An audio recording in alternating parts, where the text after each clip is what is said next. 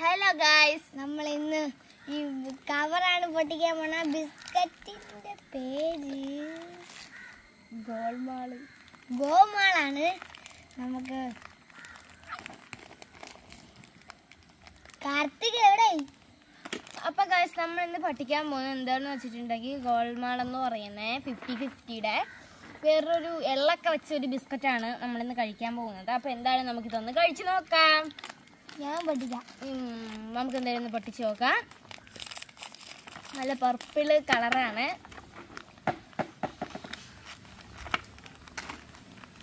ഇത് രണ്ടിലും ഒരുപാട് എണ്ണ ഉണ്ട്, കണ്ടോ? അപ്പൊ ഇതാണ് നമ്മളുടെ ബിസ്ക്കറ്റ്, കണ്ടോ? അപ്പൊ നമുക്ക് ഇതൊന്ന് പൊട്ടിച്ച് നോക്കാം. കണ്ടോ, നല്ല പൊടിഞ്ഞു പോണ ടെക്സ്ചറാണ്, കണ്ടോ? നമുക്കൊന്ന് കഴിച്ചു നോക്കാം.